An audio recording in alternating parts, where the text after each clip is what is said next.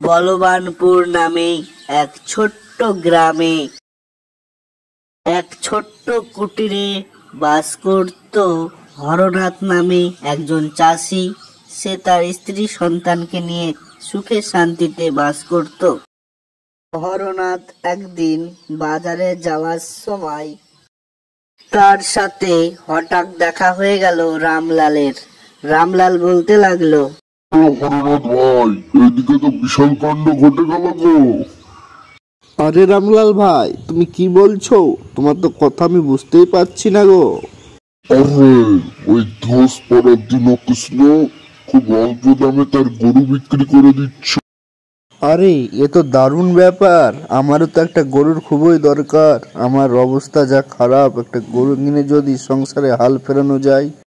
তাই তো তুমি দেরি করো না, তুমি দীনকৃষ্ণের সাথে দেখা করে এসো, যাও। হ্যাঁ হ্যাঁ রামলাল ভাই, তুমি ঠিকই বলেছো। আমি দেখা করে আসি দীনকৃষ্ণর সাথে। তোমার সাথে পরে কথা হবে, এখন আমি আসি। এই কথা বলে হরনাথ সেখান থেকে চলে গেল। তিনি দীনকৃষ্ণ ঘোষ গরু পালন করে তার জীবনযাপন অতিবাহিত করে।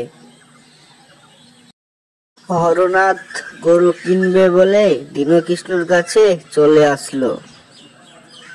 আরে হরনাথ ভাই, এতদিন পর আমার কথা মনে পড়লো। আমার বাড়িতে আসার কি কারণ জানতে পারি ভাই? আরে দীনকৃষ্ণ ভাই, তুমি তো জানো আমি চাষবাস করেই দিন কেটে যায়, আর আসার সময় পাই না। শুনলাম নাকি তুমি গরু বিক্রি করছো? আরে হ্যাঁ, তুমি ঠিকই শুনেছ, আমি গরু বিক্রি করছি। তুমি কি গরু নেবে? হ্যাঁ ভাই, আমি গরু কেনার জন্য এসেছি। বলো তোমার গরুর দাম কত? আরে ভাই, বেশি না, ওই 5 টাকা দিলেই হবে, বুঝলে?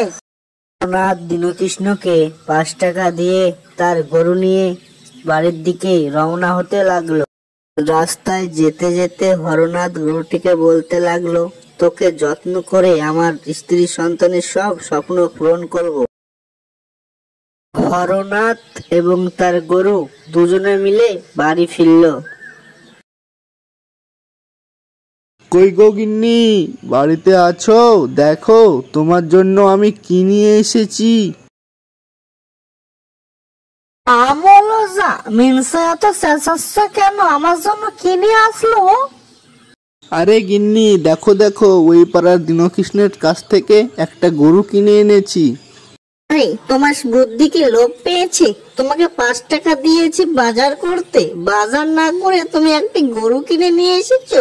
যার গরু তাকে দিয়ে এসো এবং 5 টাকা নিয়ে বাজার করে এসো। যাও, এক্ষুনি যাও।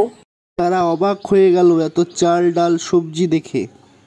গরুটি এবার কথা বলতে লাগলো, তোমরা আমাকে তাড়িয়ে দিও না, তোমাদের আর কষ্ট যন্ত্রণা আমি আর হতে দেব না। বাস, এই গরু যে কথা বলতে পারে আর এত চাল ডাল সবজি আমাদেরকে এনে দিল। তাই তো দেখছি গিন্নি, এ তো সত্যিকারের জাদুর গরু।